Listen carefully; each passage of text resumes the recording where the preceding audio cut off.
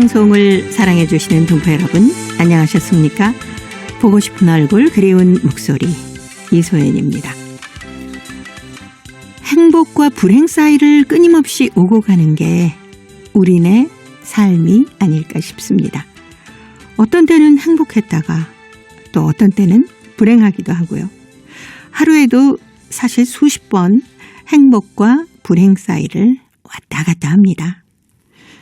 근데 행복도 불행도요, 결국은 다 내 마음에서 비롯된 것이고 내가 선택하는 감정이니까 기왕이면요, 불행 말고 행복을 선택해 보시면 어떨까요?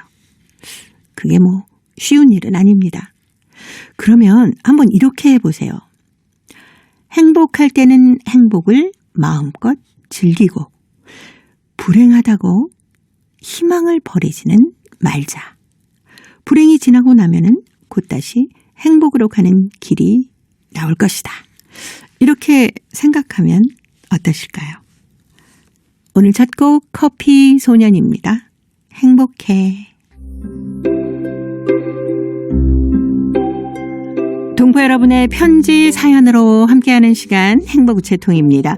화요일에 행복우체통 홍익대학교 글로벌 경영학과 전춘화 교수님과 함께하는 날입니다. 어서 오세요. 안녕하세요. 교수님은 늘 스튜디오에 딱 들어오시면 눈부터 딱 웃고 맞아요. 입은 항상 스마일인데 마스크에 가려서 요즘은 스마일 잘 볼 수가 없지만 눈을 딱 보면 웃고 계세요. 맞아요. 저는 잘 웃는다고 사람들이 많이 얘기하거든요. 네. 저도 잘 몰랐는데 웃으려고 웃는 거 아니라 그냥 행복해서 웃는 거 아닐까. 그래서 가는 곳마다 특별히 이제 여기 오면 네. 방송한다는 생각이 아니라 우리 이소연 선생님, 김경순 작가님, 김경희 PD님 만나서 네. 수다를 떨다 온다고.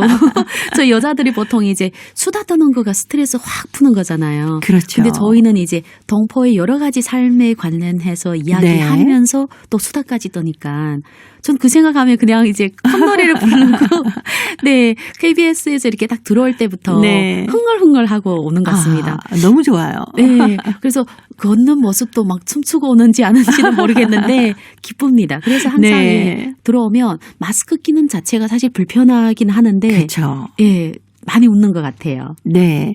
웃으면 또 복이 온다고 하지 않습니까? 그런가요? 소문 만봉래. 그래갖고 맞아요. 웃으면 복이 온다라고 하는데 사실 우리가 하루를 생활하면서 어떻게 웃을 일만 있겠습니까? 맞아요. 화가 나는 일도 있고 막 나한테 왜 이러지? 막 불행하다고 생각하는 순간도 있잖아요.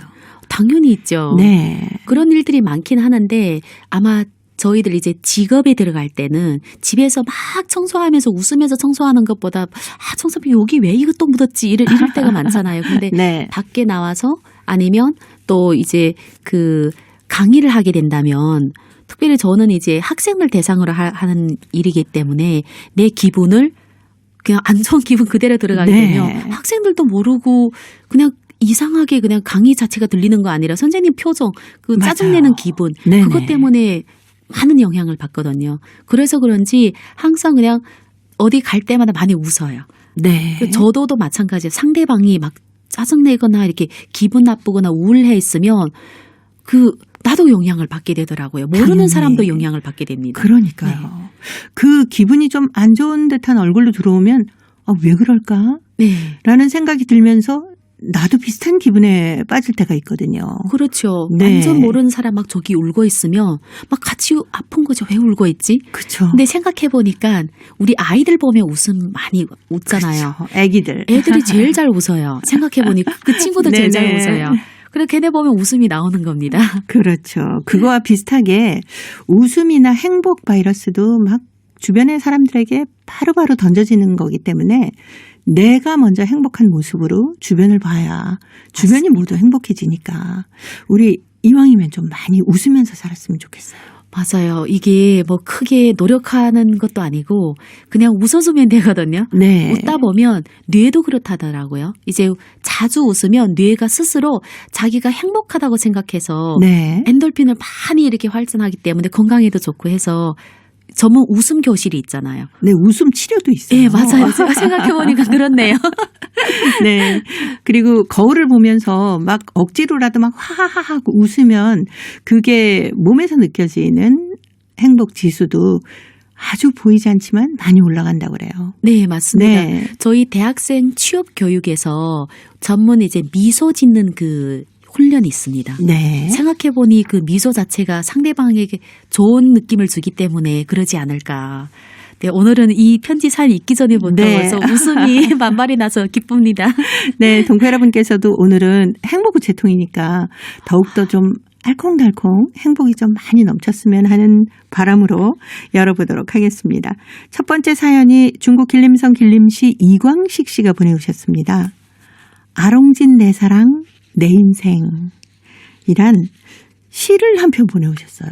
와, 네. 오랜만에 시를 보내요. 네, 80대시라고 하셨는데 어떤 아롱진 내 사랑일지 제가 먼저 소개해드리겠습니다. 곱기도 하구려 비바람 이기려고 눈보라 휘몰아쳐도 당신과 나 위해 찾아온 사랑, 뒤늦은 사랑. 늦으면 어떠리요? 이제서야 손잡으면 어떠리요? 사랑에 굶주리며 헤매다 송화 강반에서 견우직녀 만났으니 기화 요초 피어나게 우리들의 사랑 화원 가꾸어 봅세. 영감 노친이면 어떠리요? 서로 이끌리고 밀어주며 따끈한 정 진솔하게 마주보며 나누면서 황혼의 인생길을 사뿐사뿐 걷다 보니 당신의 꽃미소에 내 마음이 밝아진다오. 깨끗한 저 별과 달이 있는 세계에 우리들 낭만의 꿈 걸어놓고 인생 끝자락에 빛을 내는 아름다운 황혼빛 거두어다. 남은 인생 후회 없이 장식해 봅세. 라는 글입니다. 아이고. 연세 드셔서도 이렇게 아내에게 보내는 연서라고 해도 될까요? 진짜 놀랍네요. 네. 이런 시를 받으면 반할 것 같습니다. 네. 부인께서 아마 방송을 통해서 이 사랑의 시를 들으시면은 막 가슴이 쿵당쿵당하고 막 설레이고 얼굴도 발그스레해지고 막 그러실 것 같아요. 그렇죠. 그리고 또 이거 애청자분들이나 이제 시청자분들이 들을 때 네. 너무 부러워할 것 같습니다. 요즘은 드라마 보면 네. 막 왼수 막 이렇게 그런 단어가 막 들리는데 여기에는 지금 연세가 80이면 부인분도 거의 한 70 그렇죠. 이렇게 됐는데 네. 그래도 아름답게 보고 또 같이 장식해가자. 네네. 저는 그 젊은 나이도 이런 편지를 받아본 적이 없는데 갑자기 막 질투나네요. 네. 근데 이렇게 영감 노친이 돼서 송화 강반에서 새로 만났다 하시는 거 보니까 늦은 나이에 재결합하신 그런 사랑의 빛깔이 아닌가라는. 그러면 더 로맨틱하지 않나요? 그러니까요. 네. 황혼에 혼자 계시는 것보다는 이렇게 옆에 누군가가 정말 우리가 흔히 얘기하듯이 등 긁어줄 사람이 필요하다라고 하지 않습니까? 그렇죠. 네. 함께 지내시는 게 좋아요. 네. 그래서 저도 항상 어르신들한테 그 얘기 하거든요. 저희 부모님 포함해서 건강하시게 두 분이 오래오래 사시면 너무 좋고 누군가 혹시 먼저 가게 된다면 네. 나를 위해서 혼자 살아라 이렇게 이기적이면 안 되고 그렇죠. 말동무를 찾아서 같이 건강하게 더 오래 살 수 있게 지원을 해줘 응원을 해줘야 됩니다. 네. 그러니까 가끔 지금 연길에 보면 요양원인데 혼자서 사는 요양원이 있어요. 근데 네. 그 안에 가보면 나중에 만난 분들이 연애를 이렇게 하거든요. 그 동네에서. 네. 자식들이 사실 너무 좋아해요. 왜냐하면 같이 못 사는데 또 자기 아버님, 어머님을 이렇게 지극히 관심해주고 사랑해주신 분이 계시니까 아프지 않는 거예요. 아, 그럴 수 네. 있겠네요. 혼자 있으면 자식들과 통화할 때 맨날 여기 아프다, 저기 아프다. 사실 진짜 아플 수도 있겠지만 관심을 받으려고 네. 자주 전화해라 이런 뜻이잖아요. 근데 네. 자식분들은 사실 같은 말을 계속 반복하는 것도 한계가 있고 또 바쁘기도 하고 또 그 어머님, 아버님 좋아할 만한 말을 찾기도 쉽지 않는데 또래 분들을 같이 만나서 즐거우면 저희를 안 찾죠.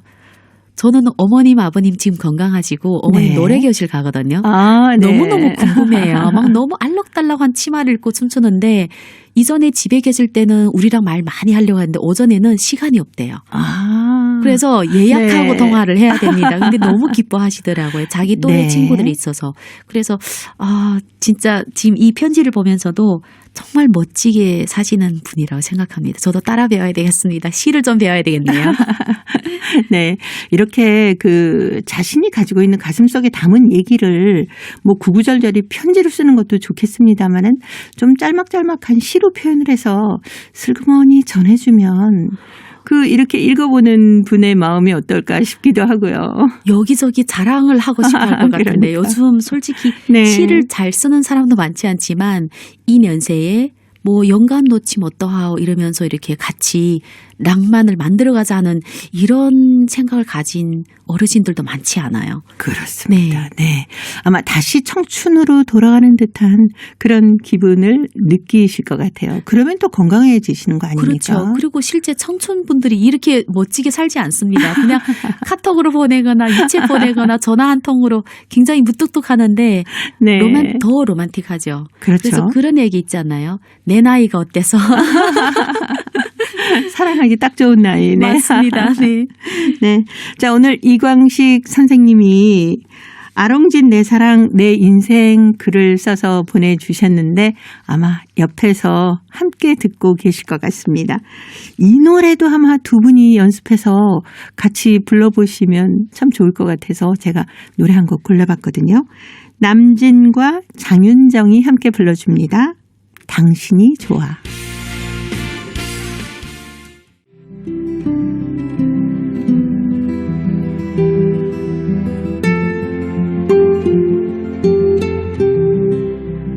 동포 여러분의 따뜻한 사연으로 아름다운 추억을 만들어 드립니다.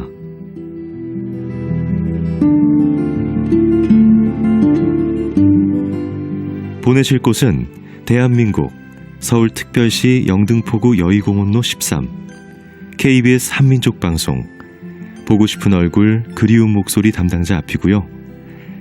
인터넷 주소도 알려드립니다. KBS 홈페이지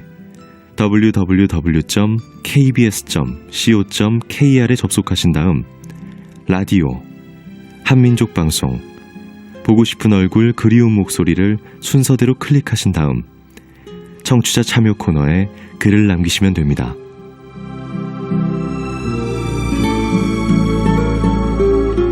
정다운 이야기와 아름다운 음악이 있는 보고 싶은 얼굴 그리운 목소리 동포 여러분과 늘 함께하겠습니다.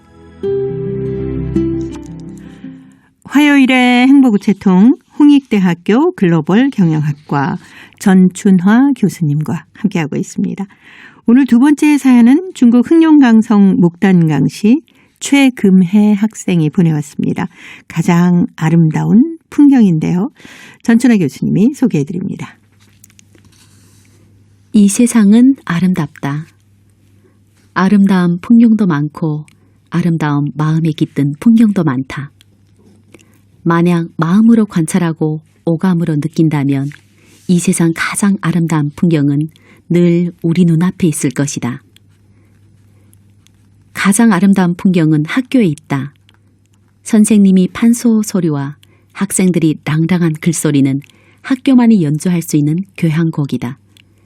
와이셔츠 깃을 반듯하게 정리해주던 선생님도 엎드려 잠자고 있는 학생을 위해 창문을 소리 없이 닫아주시던 선생님도 하나의 풍경이고 교사절 날 매 시간마다 선생님께 교사절 축하합니다 는 말을 전하는 이야기도 아름다운 풍경이다.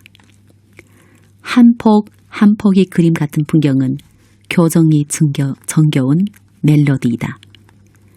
무성하게 자라난 푸른 나무들과 그윽한 꽃향기는 학교를 더욱 생기가 넘치게, 더욱 아름답게 장식해준다. 학교는 덕련이 정이 깃든 곳이다. 그래서 학교를 떠나도 마음속에 남아있는 추억은 늘 아름다운 풍경으로 우리를 찾아주는 것이다. 가장 아름다운 풍경은 집에 있다. 풍성하지는 못해도 늘 따뜻한 밥상. 엄마는 늘 반찬을 내 앞으로 밀어준다.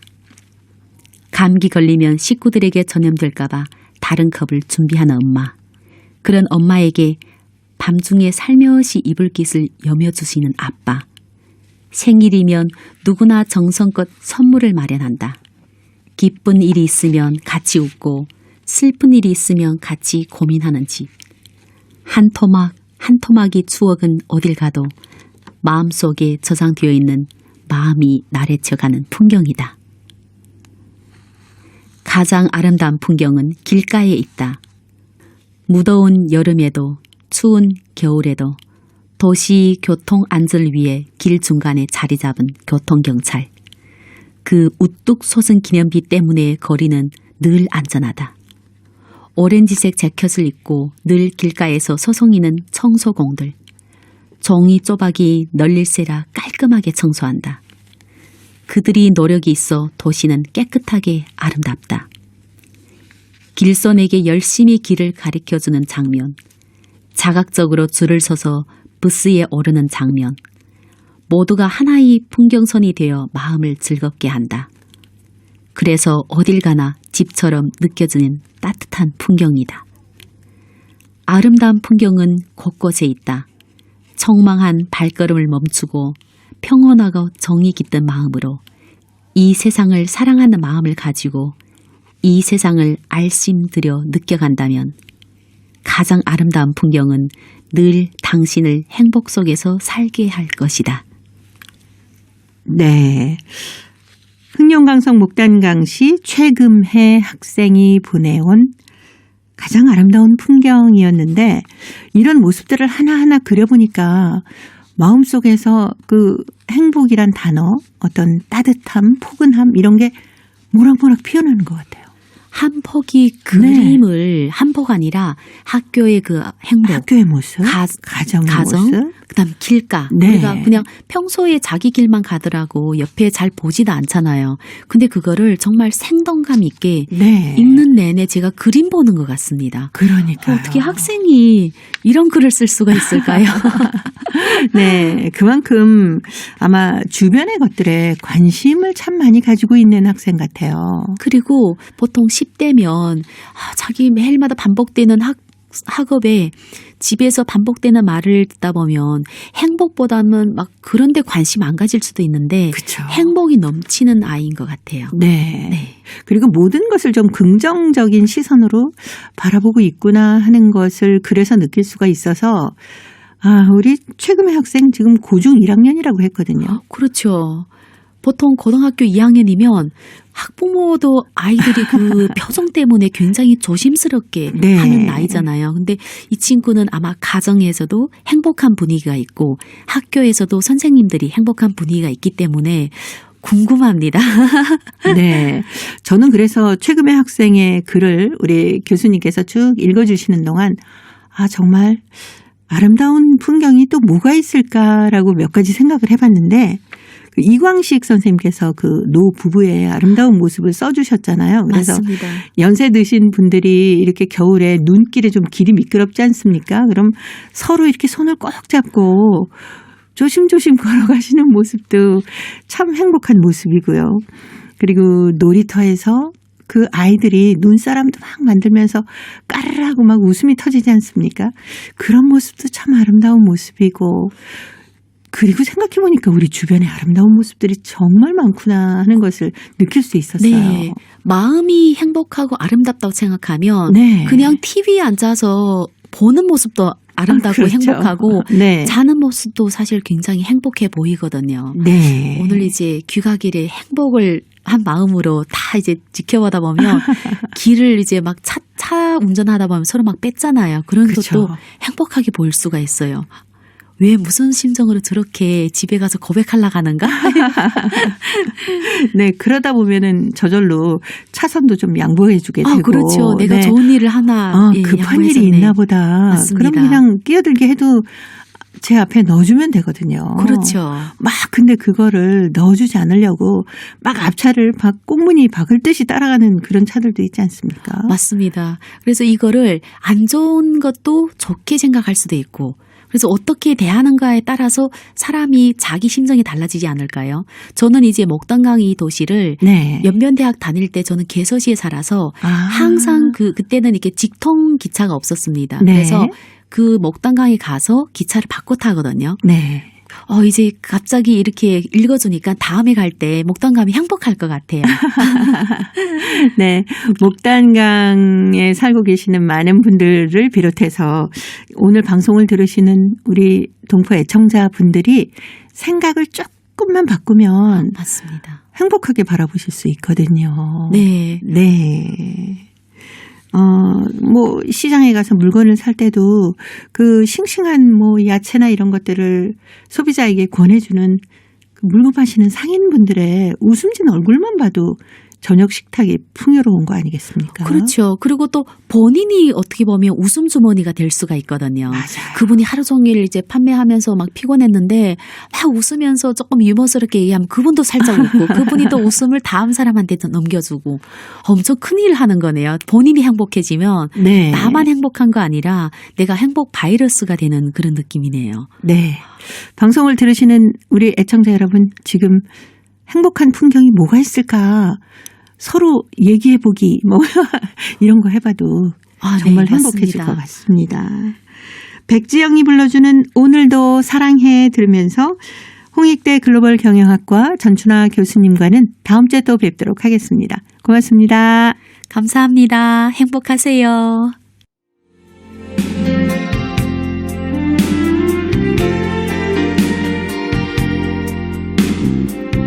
KBS 한민족 방송은 7천만 온결어의 꿈을 담습니다. 지구촌 곳곳으로 뻗어나간 한민족의 중심 채널 KBS 한민족 방송은 더 나은 미래를 위한 초석이 되고자 합니다. 여기는 대한민국 서울에서 보내드리는 KBS 한민족 방송입니다. KBS 한민족 방송 보고 싶은 얼굴 그리운 목소리 듣고 계십니다. 동포 사회의 새로운 소식을 통신원들과 전화를 연결해서 듣는 순서입니다. 통신원 리포트인데요. 오늘은 중국 요녕성과 사할린 소식이 준비되어 있습니다. 먼저 요녕성 심양의 최수향 통신원 만나보겠습니다. 최수향 통신원 안녕하셨습니까? 안녕하세요. 심양의 최수향입니다. 네, 반갑습니다. 반갑습니다. 중국 요녕성 환인 만족자치현 아하 조선족 향에서 이 지역 쌀이 판로를 모색해 농민들의 수입이 증가했다는 반가운 소식 들어와 있군요. 네. 환인만족자치현 아하 조선족향은 온라인 마케팅을 바탕한 인터넷 플러스 입쌀 판매 모식으로 판로를 확장시켜 농민들의 수입을 증가했습니다. 아하향은 환인현의 주요 벼 재배구입니다. 현재 전향 벼 재배 민족은 9,800무이고 입쌀면 생산량은 5,000톤이며 생산치는 2천만 원에 달합니다. 최근 연간 향 정부는 현지 실정에 맞춰 농민들을 이끌고 녹색 무공해 벼 규모화 표준화 재배를 전면 실시했습니다. 2012년부터는 진양농업대학 벼재배연구소와 손잡고 새 품종 개발에 나섰습니다. 아하향 니은해 벼재배 합작사는 진양농업대학 전문가의 지도하에 해마다 새 품종 시험 재배를 진행하여 좋은 경제이익을 보고 있습니다. 네. 그러면 온라인 마케팅은 어떻게 했을까요? 네, 아하향은 판매난을 해결하고 더 좋은 경제 효익을 따내기 위하여 온라인 경제 흐름에 맞춰 인터넷 플러스 입쌀 판매망을 구축해 브랜드 표기를 통일한 아하표 입쌀을 판매했습니다. 동시에 통일적인 온라인 판매 서비스 제도를 제정하고 소비자들의 합법적 권익을 보호했습니다. 판매망 구축으로 아하 입살이 신속히 국내 시장에 진출됐습니다. 올해 아하표 입살은 북경, 상해, 광주 등 1선 도시뿐만 아니라 향항, 어문 등 지역에도 판매됐습니다. 네. 그리고 중국 요녕성 환인현 오녀산 풍경구가 동북관광풍경구 연맹에 가입을 했다고 하는데 자세한 소식 전해주세요. 네, 일전 길림성 장춘시에서 진행된 2020년 동북관광풍경구 연맹 사업 회의에서 환인만족자치현 어녀산 풍경구가 연맹 성원 단위 일원이 되었습니다. 현재 연맹은 42개 성원을 보유하고 있고 그중 연영성 성원은 12개입니다. 동북관광풍경구 연맹은 국내에서 처음으로 설립된 관광구역 형격의 풍경구 연맹으로서 할빈 대련 고속철도, 합강 대련 고속도로 등 편리한 교통 네트워크에 의탁하여 대동북관광대를 형성하는 것을 취지로 하고 있습니다. 회의에서는 동북관광풍경구 연맹 카드를 발행하기로 일치 통과했습니다. 동북관광풍경구 연맹 카드는 관광 전자여권에 해당하는데 이 카드를 사용하여 연맹 소속의 각 관광구를 자유롭게 접하여 관광할 수 있습니다. 어녀산 풍경구는 향후 연맹을 통해서 풍경구의 지능도를 높이는 동시에 환인현 전역 관광 사업 발전을 촉진할 방침입니다. 네. 오늘 요녕성 소식 여기까지 듣겠습니다. 심형의 최수향 통신원이었습니다. 소식 잘 들었습니다. 감사합니다. 네, 고맙습니다. 이어서 러시아 사할린으로 가보겠습니다. 사할린의 배순신 통신원 전화 연결할까요? 배순신 통신원 안녕하셨습니까? 네, 안녕하세요. 반갑습니다. 네. 자, 오늘은 어떤 소식 준비하셨습니까? 이번에 주한인협회 관련 소식인데요. 네. 지난 16일 유른 사할린스께서 사할린 주한인협회 운영위원회 회의가 소집되었습니다. 여러 가지 사정으로 대면 회의 참석한 유권자 수는 많지는 않았고요. 대신 비대면 참가자가 있어서 회의는 진행할 수 있었습니다. 회의 전에는 두 가지 의제가 올랐습니다. 첫 의제는 주한인협회의 2020년 사업 보고였고요. 보고를 한 박순옥 회장은 작년에 계획한 사업은 약 90%가 목적을 달성했다고 전했습니다. 주한인협회에서 세계 그란트 프로젝트를 따내는데 그중 하나가 주정부 지원 프로젝트, 둘째는 주문화부 지원 프로젝트고 셋째 프로젝트는 엑선 석유가스 요한 회사의 지원 프로젝트입니다. 네. 코로나19로 인해서 힘든 상황이 많았을 텐데 그래도 사업 계획을 90% 정도 달성했으면 큰 성과를 거뒀다라고 얘기할 수 있겠네요. 주요 성과는 어떤 게 있었습니까?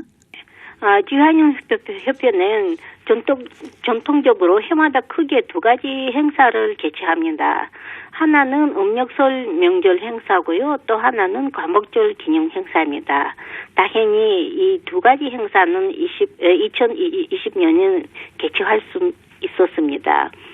재작년부터 주한인협회는 한국국제보건의료재단과 공동으로 1세 동포 어르신들을 위한 사할린 현지 건강관리 프로그램을 실시하고 있고요. 2020년 5곳에 거주하는 1세 어르신 138명에게 이 프로그램의 혜택을 받을 수 있도록 했습니다. 또한 주한인협회에서는 1세 어르신들에게 새고려신문 구독 지원도 했습니다. 2020년에 주한인협회는 사할린 동포 지원에 관한 특별법 통과와 시행이 관련해 꾸준한 사업을 해왔고요. 특별법이 가결되었지만 사할린 동포들에게 만족치 않은 부분이 있어서 의견서와 청원서를 준비하기도 했습니다. 네. 그에 주한인협회는 김치축제, 한국문화체험축제 등 다양한 행사와 봉사활동을 펼쳤습니다. 네. 올해는 또 어떤 계획을 세우셨나요?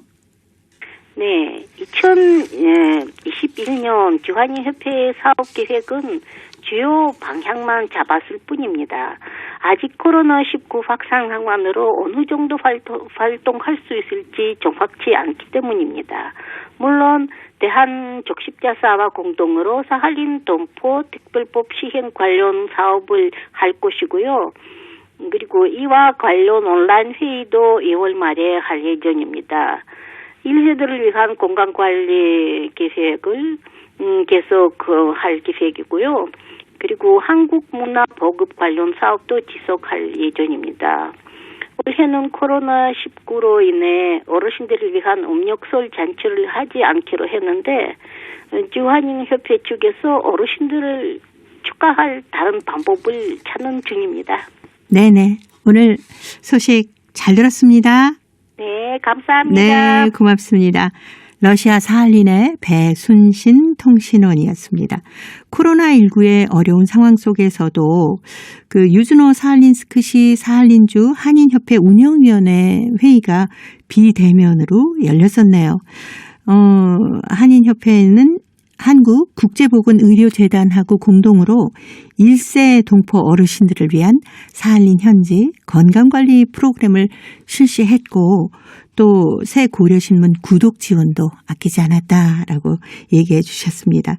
더구나 올해는 또 1세들의 건강관리 계획도 계속 시행할 예정이고 한국 문화보급 관련 사업도 지속한다고 하시니까 활발한 활동으로 우리 사할린 동포들에게 많은 좋은 혜택이 좀 있었으면 좋겠습니다.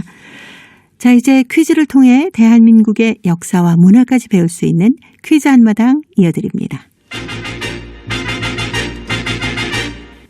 동포 여러분과 퀴즈로 하나 되는 시간 퀴즈 한마당. 할아버지는 어쩜 이렇게 글씨를 잘 써요? 잘 쓴 것 같으냐? 엄청이요. 내 짝꿍보다 잘 쓰고 우리 선생님보다 잘 써요. 점수가 후하네. 우리 이한이가 잘 쓴다고 하니 이 하렘이 기분이 좋은데. 근데 할아버지 뭐 쓰는 거예요? 뭐라고 썼는지 한번 읽어봐. 한자로 쓴 걸 어떻게 읽어요? 저 한자 안 배웠어요. 할아버지가 읽어주시면 안 돼요? 누구 부탁이라고 안 들어주겠어. 이게 무슨 글자냐면 입춘대길이야. 입춘대길.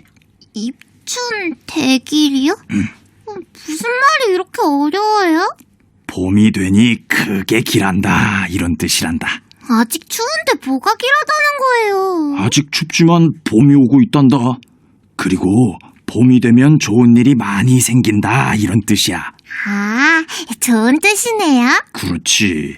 우리 강아지한테 좋은 일 많이 생기라고 하레비가 이걸 현관문에 붙여놓을 거야. 현관문이요? 그래. 근데 우리 강아지 표정이 왜 그래? 나한테 좋은 일이 많이 생기려면 내 방문에다 붙여놔야지. 왜 현관문에다 붙여요?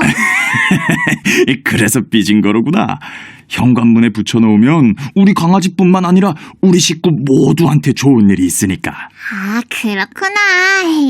따로 한 장 써서 우리 강아지 방문 앞에다 붙여줘야겠네. 정말요? 그렇게 좋아? 그럼요. 우리 할아버지 최고.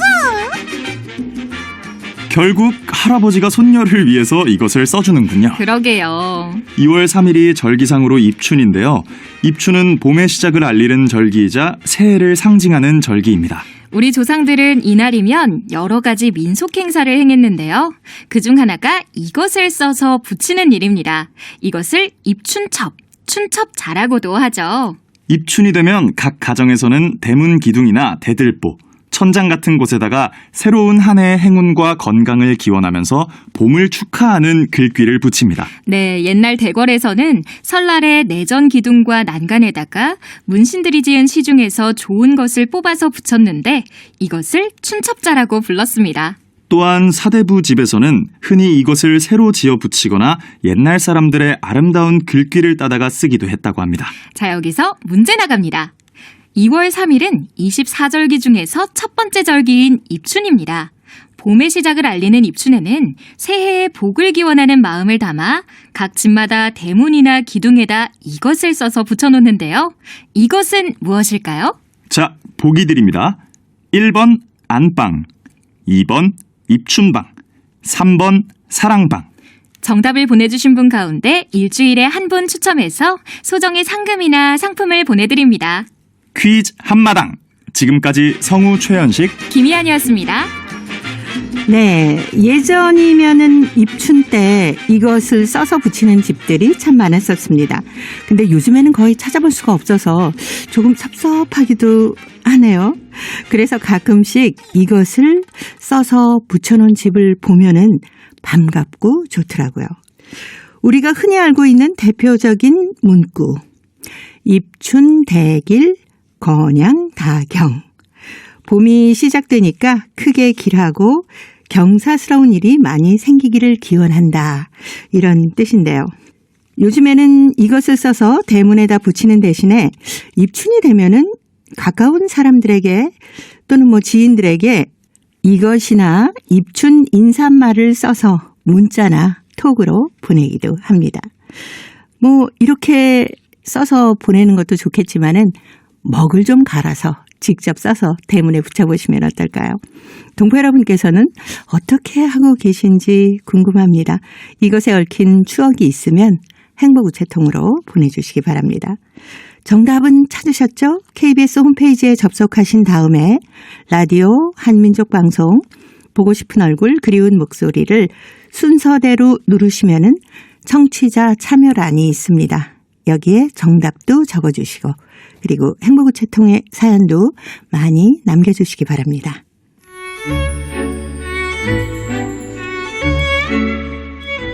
고려인들의 역사를 재조명하고 그들의 삶의 애환을 살펴보는 시간 고려인 이야기.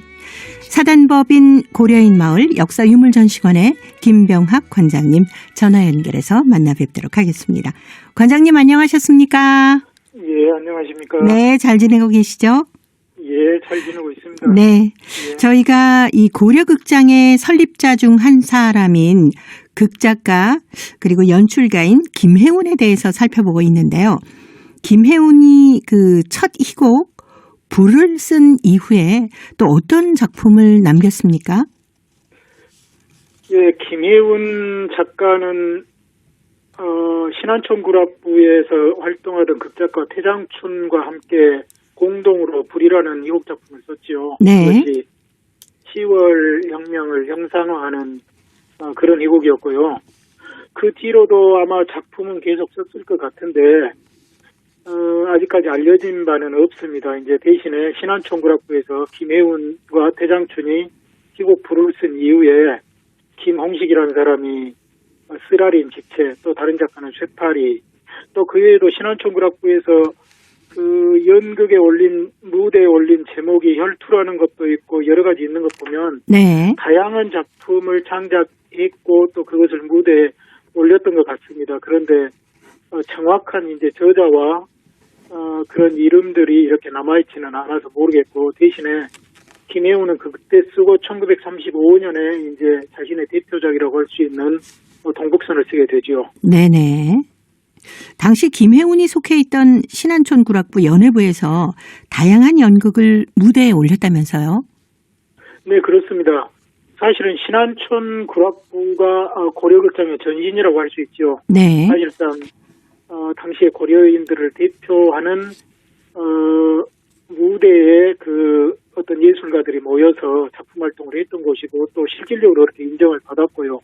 거기에서 그 김혜운과 태장춘이 쓴 불 외에도 제가 아까 말씀드린 쓰라린 지체, 쇠파리, 또 혈투라는 연극, 그리고 황무지, 그 외에도 다양한 연극들을 무대에 올렸습니다. 그래가지고 1932년 고려극장이 창단될 때까지 실질적으로 고려극장의 역할을 해온 거죠.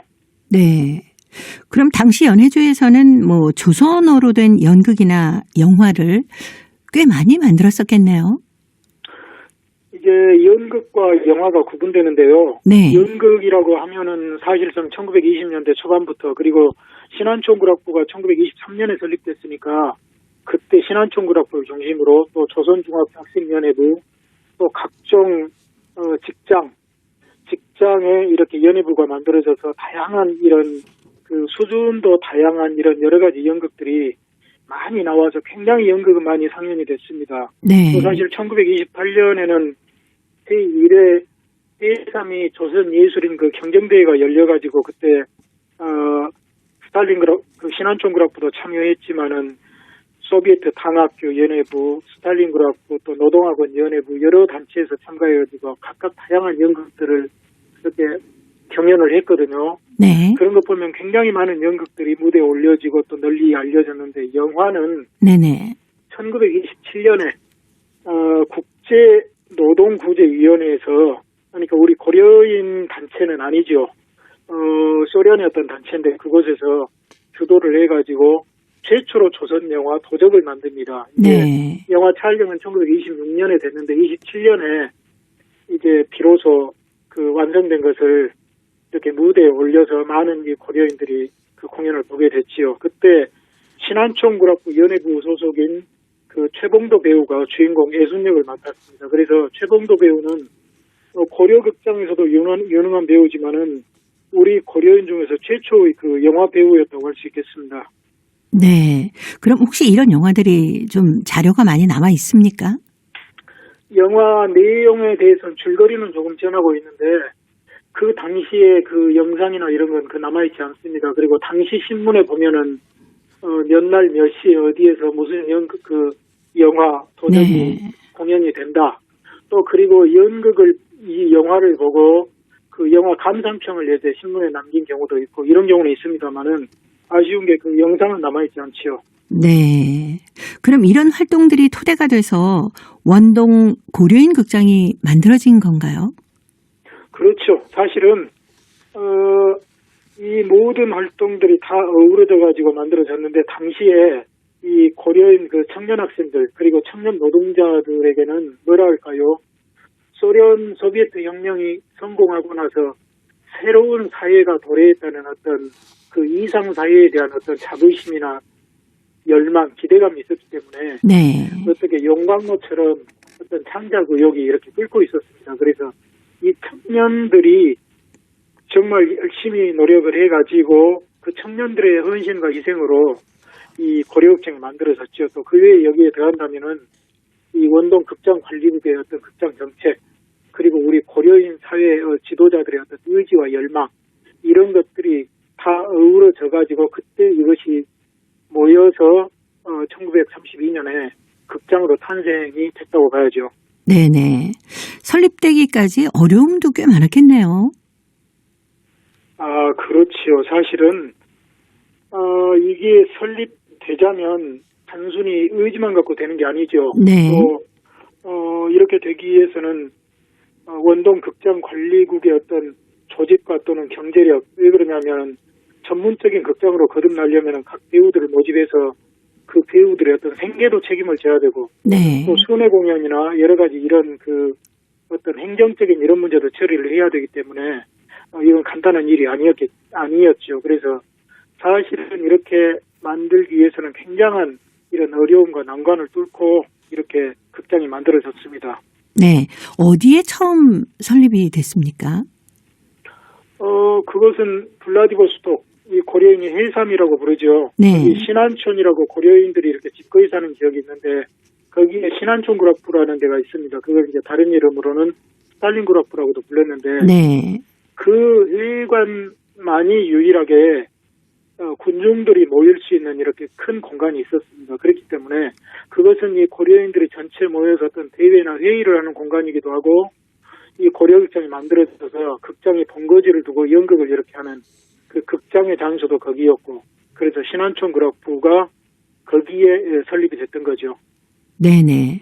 이 고려인들에게는 아주 큰 역할을 하고 있었겠네요.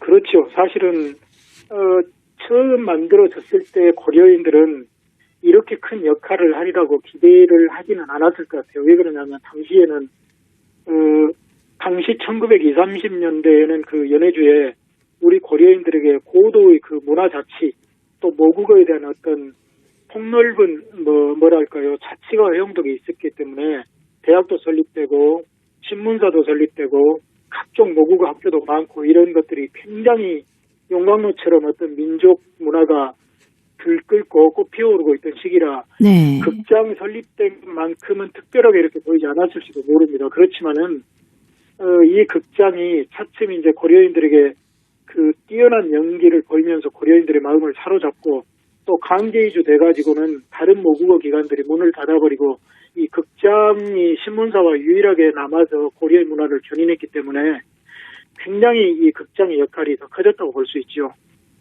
네. 거기서 이제 지난번에도 항상 말씀해 주신 것처럼 모국어가 자연스럽게 교육되는 그런 효과도 얻을 수 있었겠죠? 거기서 당연히 뭐랄까요. 사실은 모국어를 배우는 방식도 여러 가지가 있는데 네. 대중들에게 가장 대중들이 편하고 쉽게 그리고 광범위하게 배울 수 있는 것이 극장이었죠. 왜 그러냐면 극장에서는 이 모국어로 연기도 하고 모국어로 가요도 노래도 불렀기 때문에 대중들이 자연스럽게 배우고 익히고 우리말 대사를 따라하고 가요를 함으로 인해서 사실은 가장 광범위하게 넓게 우리 네. 고려인들에게 모국어를 보급한 기관이었다고 볼 수 있겠죠. 네네.